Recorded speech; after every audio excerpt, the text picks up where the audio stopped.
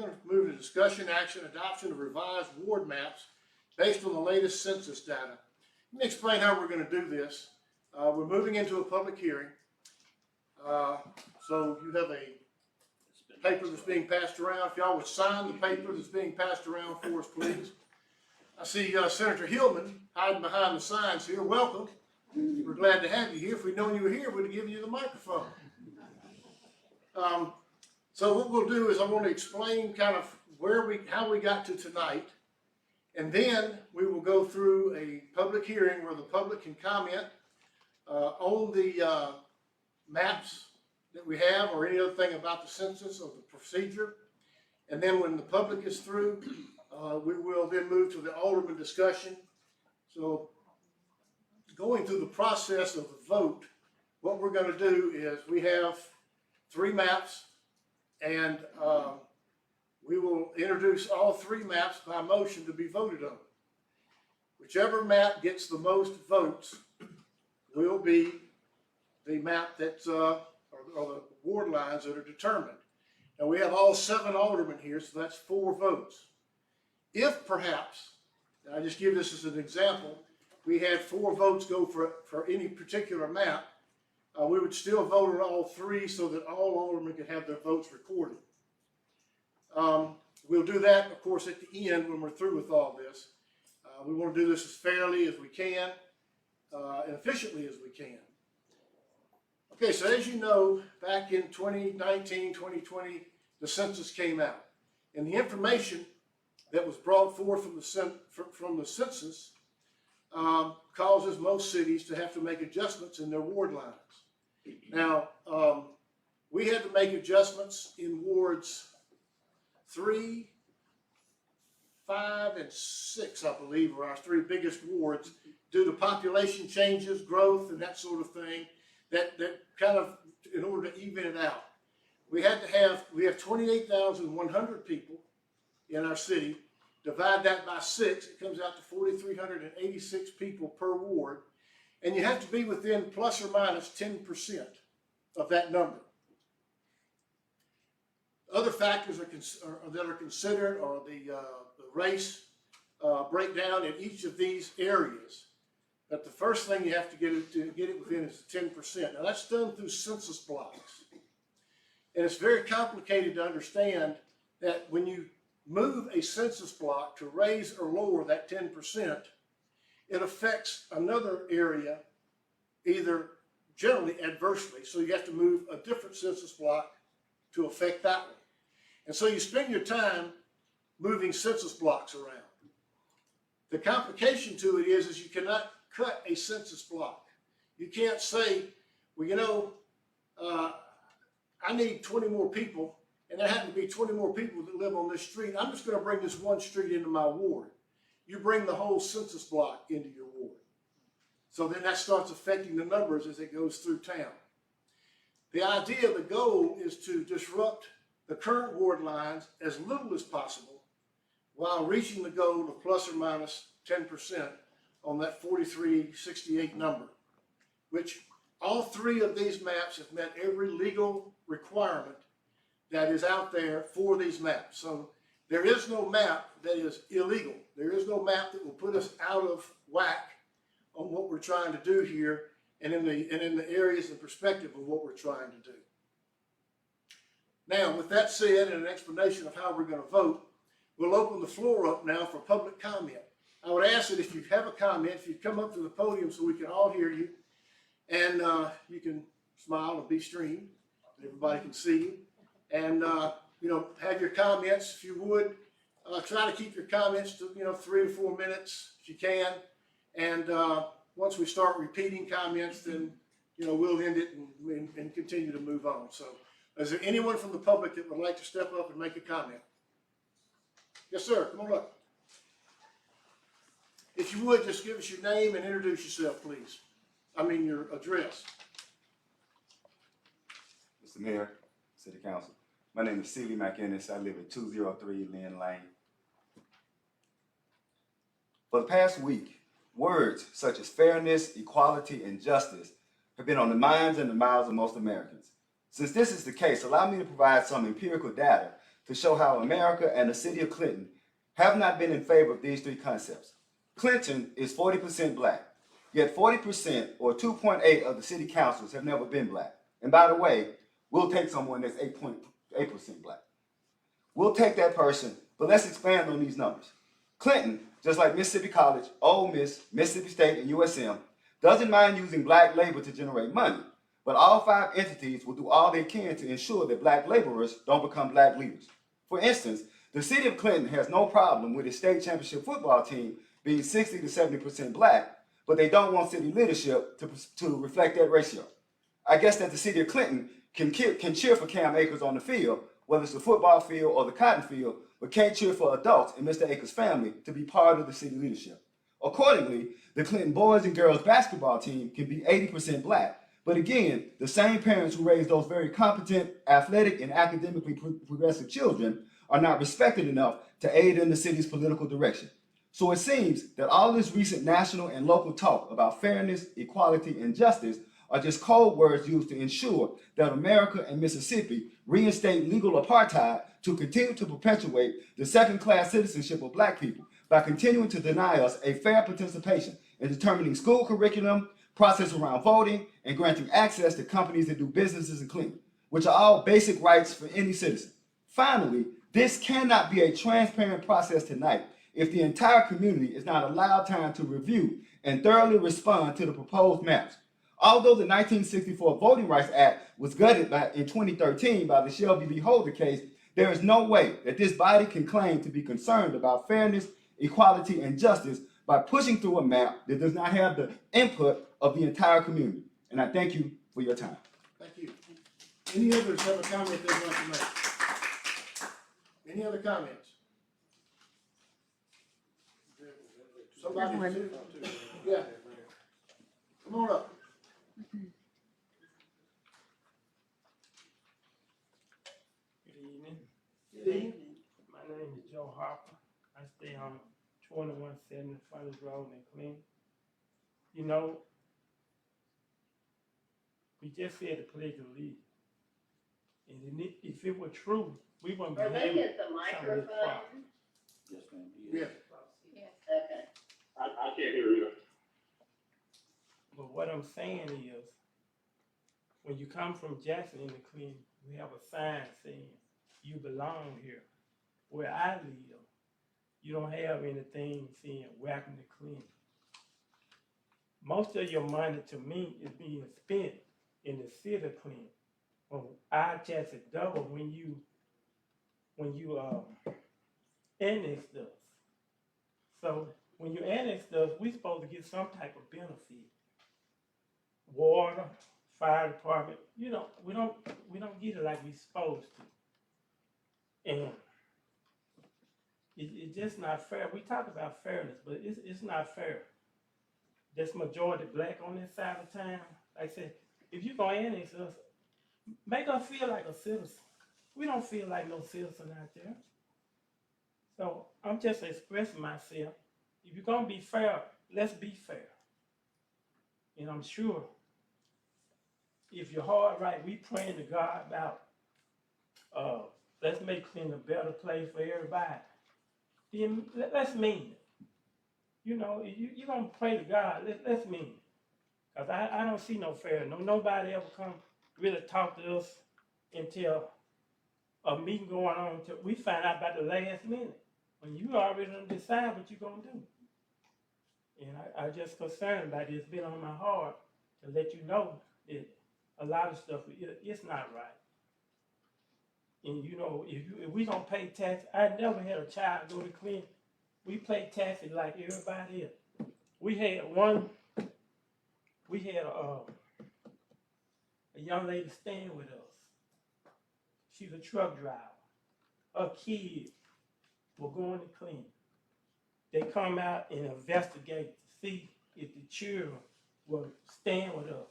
If you can come out and worry about if they send the children to your school illegal, then you can come out and do what we ask sometimes. If we ask, we need water, we need this and that, then put in your effort to do something for us. Not just decide on zoning all the time. you know, see what we need. We want to be part. We in the Clinton now. We were forced into Clinton. So see what we need. We no bad citizens, and we here. We can't move our land. We here. So that's my concern. Just show us some respect too. Thank you. So in the back.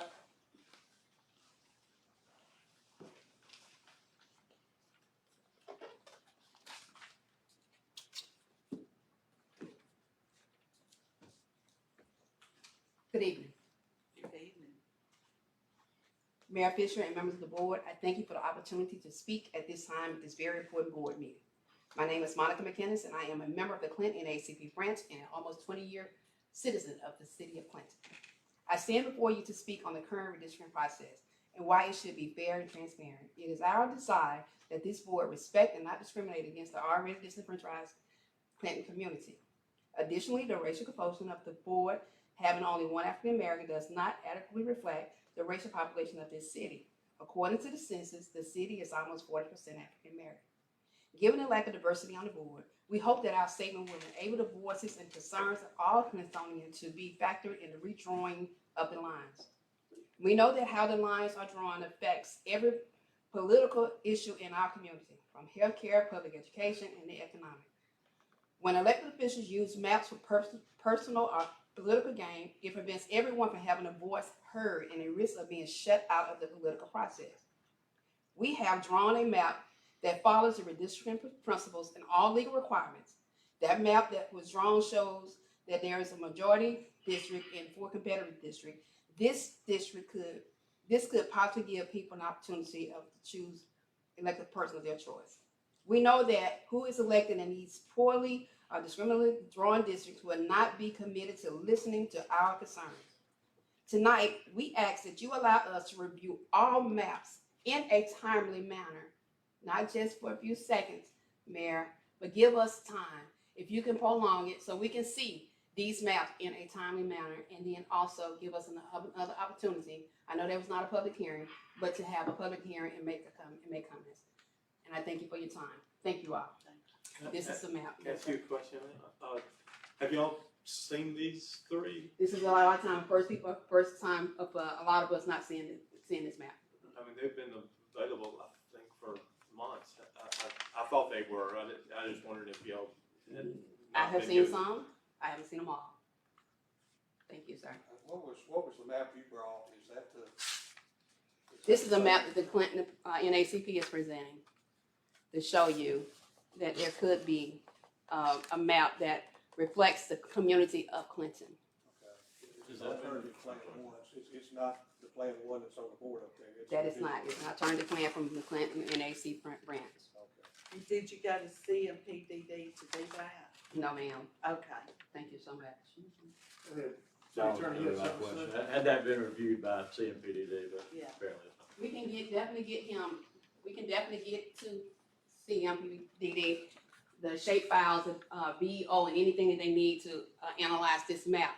We hope that could be a choice when you all present tonight. Give us a time so they can review this map as well, along with the other 3, so we can also review what y'all have as well. Thank you. Any other comments from the crowd? Where's the list of names? Where's the list of people signing the names? You got it over there? If nobody else had a comment, I have a comment. Wait. We have another person. Good evening. My name is Amir Badat, and I'm voting special counsel and manager of the Voting Rights Defender and Prepared to Vote projects at the NAACP Legal Defense and Educational Fund. Thank you for the opportunity to speak with you all this evening. I'm here to urge the board to create meaningful opportunities to ensure that all residents' voices are heard and meaningfully included at all stages of the redistricting process. In particular, I'm here to recommend that the board delay its vote on redistricting plans for at least 2 months until the community has had a meaningful opportunity to analyze the board's proposals and to develop its own plans to propose to the board in addition to the one that NAACP just presented. And I'm here to remind the board of its affirmative obligations to comply with federal law, in particular Section 2 of the Voting Rights Act of 1965. I understand that the board is currently engaged in the redistricting process and is planning to vote tonight, as the mayor mentioned, on a plan. However, the community has not had enough time to consider the board's proposed plans and has not had the opportunity to provide public comment and submit its own proposed plans until just right now, just a few seconds ago. Community groups only received shape files for the board's 2 proposed maps this week, and with municipal elections 2 years away, the board has ample time to conduct redistricting in a way that ensures fairness and community participation. The board should delay its vote for at least 2 months. This will give the community enough time to analyze the board's proposed plans and create its own, and it will give the board enough time to hold multiple public hearings to hear from members of the public about their concerns about how their representation and political power should be impacted during this process. Section 2 of the Voting Rights Act prohibits localities, like the city of Clinton, from drawing electoral lines with the purpose or effect of diluting the voting strength of voters of color. The board has an obligation, an affirmative obligation, to comply with Section 2 of the Voting Rights Act as it develops its redistricting plan. Section 2 requires the board, under certain circumstances, to draw districts, or in this case wards, that provide minority voters with an opportunity to elect their candidates of choice. That is why the board was required to draw Ward 6 as a majority minority district. The U.S. Supreme Court has established certain preconditions for evaluating vote dilution under Section 2 of the Voting Rights Act. Courts must look at whether a district can be drawn in a way in which the minority community is sufficiently large and geographically compact to constitute a majority in that district, and whether racially polarized voting exists. In other words, where minority voters tend to vote for the same candidates, and those candidates are usually defeated by candidates who are preferred by the non-minority voters in that jurisdiction. Clinton's black voting age population is approximately 37%.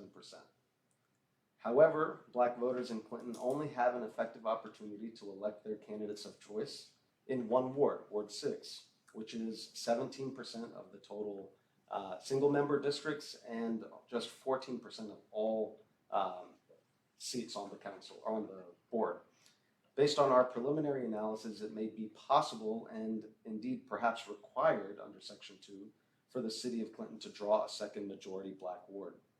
Rather than adopting a plan today that may violate Section 2 and result in needless litigation, the board should provide more time for community members and organizations like LDF to analyze potential maps and voice our concerns to the board. In sharing the information outlined today, our endeavor is to ensure that all voters have access to representation and that black voting power is not diluted during the redistricting process here. Any dilutive redistricting plan that deprives black voters of the opportunity to elect their preferred candidates directly impacts black voters' access to representatives who would be responsive to the needs of their communities. The district lines drawn during this redistricting cycle will determine for likely the next decade whether black community members in the city of Clinton have a voice and representation on issues impacting them, including redevelopment opportunities, access to affordable housing, availability of job training programs, the things that you all are very well aware of and intimately involved in making decisions on. In closing, I welcome working with the board and meeting its obligations under Section 2 and during this redistricting cycle, and I welcome the opportunity to discuss these issues with anyone on the board. Thank you. Thank you. Any other comments from anyone else in the audience? Okay, we'll now open up for comments from the board. So I think Chip made the comment that these maps were available. These maps were available to be shown during our work session meeting. So every work session we did have them available. But Ms. McInnis, we did not push them out publicly to the citizens of Clinton to be available. But we did have them available at every work session where we discussed here and there for a good bit, almost a year on what we are going to do. We still have not come to a fair consensus of the board. I feel that the map still needs more input from us working together collaboratively and with the community this off. There is no rush. We have, again, 2 years before the election, maybe at least a year before this would be necessary. There's no immediate need to have a vote for this now. I don't know why we're rushing. So I would like to make a motion that we remove item 9A from the agenda, and we can come back to this 2 months later and vote after we receive input from the citizens and we work together as a board. All right, we have a motion to remove item 9A. Is there a second? I'll second that. My concern is that representatives of the NAACP brought a map tonight, and I would like to see it. I think because we have so much time, it seems to me that it would be incumbent upon us to at least consider what was done there and look at that. I think that would be the fair thing to do. I don't know that these maps were on our website, or were they, Marlene? They were not. So The current ones are, but the proposed ones were not. Okay, so it would give all the citizens more chance to comment, and so I agree with James and would second the motion. I would, We have a motion and a second. Go ahead. can we make all our maps available on display at the train depot? They've been there. They've been there. Not on display, they've been in the refreshment room. They've been there available for anyone to ask for. Yeah, but I The don't train know. depot has other activities going on. Right. that they're using. But I don't know if, we put that out, like Chip said. Well, Let me, we put it out digitally on the city website, on Facebook. I mean, we gotta, the same way we put our information to the citizen. I mean, we don't have to reinvent the wheel. I'm pretty sure we can put these maps out to Yeah. And Jimmy just offered that they could be made available or set up at the clerk's office out at Brighton Park Yeah. as well. That would be good. It, it just, pictures of them and post them, okay? For clarity, members of the NAACP did come to one of our work sessions. They were told they were certainly welcome to come to all of them as we went through the process. Members of the NAACP came to my office and we sat down and I explained to them the process of the census blocks and everything that's done and how the whole thing works. They then were invited. I know Alderman Lott was there, and I think Alderman Oliver was there, Alderwoman Oliver was there. They were invited to CMPDD to take part in the process and to look into it, and no one showed up. So to say the city hasn't tried to work with everybody is just not exactly accurate. And to make some of the charges that have been made here, I find offensive, frankly. We vote every 4 years. You have an opportunity to run candidates. If you've campaigned door to door, as I have since 1992, you've noticed a great change in the living patterns of people in our community. You go into most any community in our town, and if you knock on 5 doors, you're going to run into a white couple, a black couple, a mixed couple, an Asian couple, a mixed Asian couple. You're going to run into all kinds of different mixes and families. Just what I understood the goal of Martin Luther King was. We all live together. Now, you may not live like that, but most people in Clinton do. And I've been out there in those neighborhoods, and I know. So, you know, I would advise you first to get involved in the election process. Secondly, I would think that you would, knowing about the process. As a matter of fact, we even had a meeting at the church at Holy Ghost, and it was brought up with the NAACP about the process of the boards, and that they were there, they were available. So jumping in here at the last minute and stalling this process again is, I think, it's an intimidating tactic, frankly. Do we have any more comments from the I board? want to say that I do agree with both Alderman Lott and Alderman Wilbanks. My rationale may be a little different. It doesn't seem to me like the board has really sat down and tried to create the map that is in the best interest of the city of Clinton.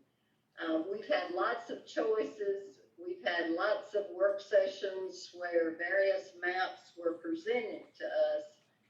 but I really don't recall a work session where we really work to compromise and, you know, to have aldermen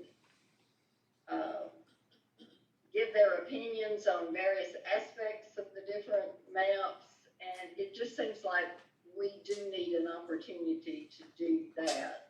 And I don't think it's going to hurt to postpone it for a brief period of time in order to do that. I disagree with your comments, Ms. Garrett. Every alderman, except 2 on this board, made their own personal trips to CMPDD to bring back a different map. So they were well surfaced and they were well, they were brought and discussed by the board. And I don't know where you were, I guess maybe you were, I don't know where you were, but they were discussed. I was right there, I was right there. And I did not hear you. The only time. And I did not hear you ever say a single time, we need to do this differently. Not once. Well, Help me understand now. that. Hang on just a second. Hang on just a second, Why are you Mr. trying, White. why are you trying to put? Because I was talking, that's why. Now, Miss Garrett, Miss I'd Garrett, like to call the question. Miss Garrett, why didn't you one time make that suggestion? Okay, we've had the question called. All in favor of the motion say aye. Uh, Opposed, no. Aye. Motion carries.